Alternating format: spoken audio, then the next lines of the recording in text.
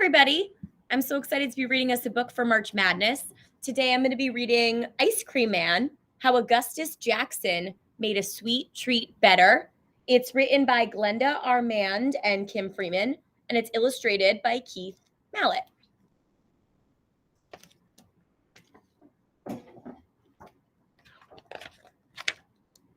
Ice Cream Man.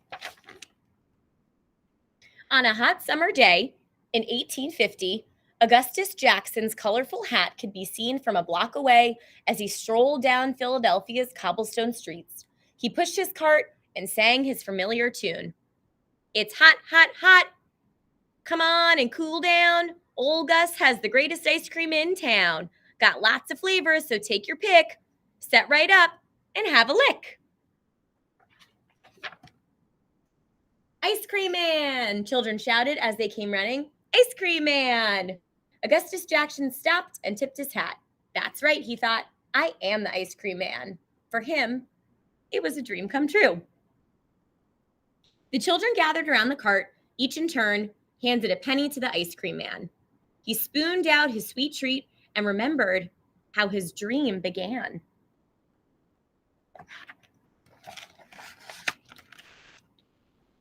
Augustus Jackson was born in 1808 in Philadelphia, Pennsylvania. At that time, most African Americans were enslaved, forced to work under cruel conditions for no pay. But in Pennsylvania, slavery was against the law. So while Augustus and his family were free, they were also poor. They worked together in their garden and raised chickens for food. Augustus enjoyed helping his family. His mother cooked for his brothers and sisters. Soon he prepared entire meals. His family praised his skills. Why, Gus, you could cook for pay. Could I? Gus wondered. Could this be a way to help my family? He began to dream of becoming a professional cook. One day, when he was only 12 years old, Gus decided to follow his dream.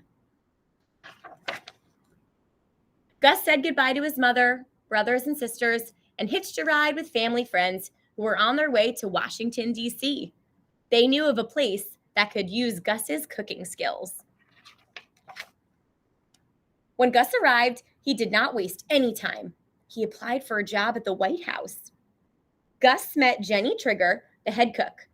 He learned that even though she was enslaved, Jenny ran the kitchen. Jenny took a liking to Gus and hired him to be a kitchen helper. Work hard, Jenny told him, and I'll make you a cook. Yes, ma'am, said Gus, and he started work the next day. Gus milked the White House dairy cows. He tended the garden. He rotated meats over the fire in the kitchen fireplace. At night, he slept in a room for both free and enslaved servants. 5 years later, 17-year-old Gus had a new job. He was a cook. His dream had come true. Gus became an expert at making cold, sweet puddings with eggs and milk. It was called ice cream, and it had been a favorite of presidents since George Washington. Gus made the sweet treat in an ice cream machine, a wooden bucket with a metal canister inside. Making ice cream was a slow process. Gus had to time it just right so it would be ready when dessert was served. The delicacy brought smiles to the faces of the rich, important White House guests.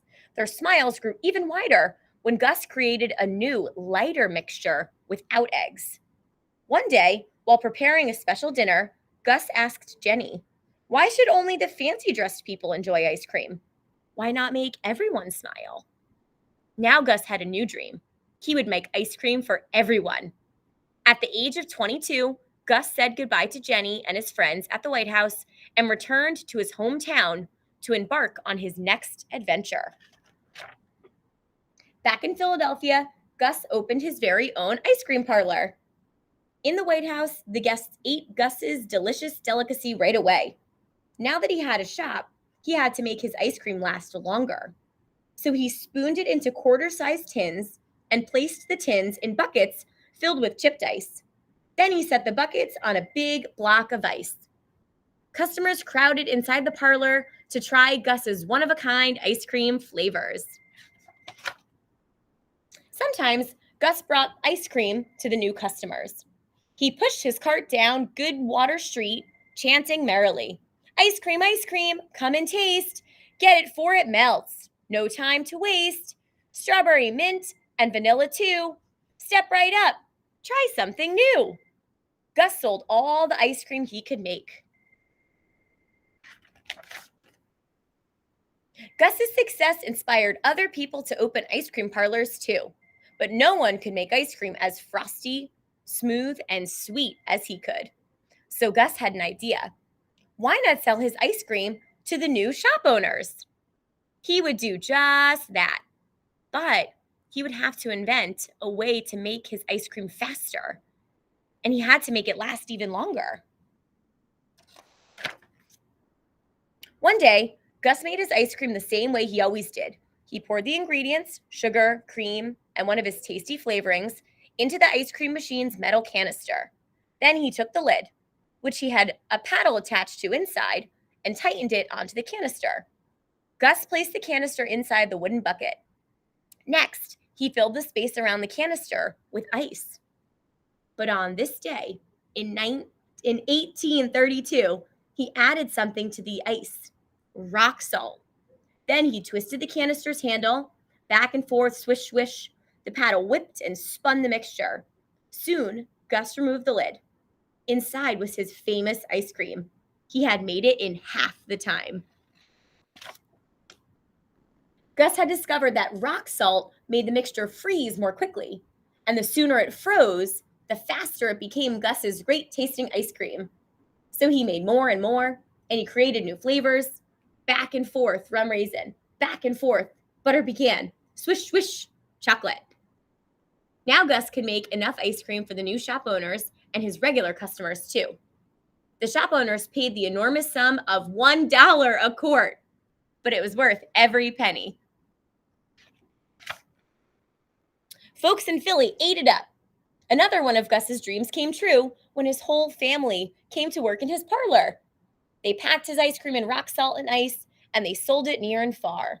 They shipped it by train to New York City, which was 100 miles away, and it didn't melt. Gus's thoughts came back to the present. He finished spooning out the ice cream to his eager customers.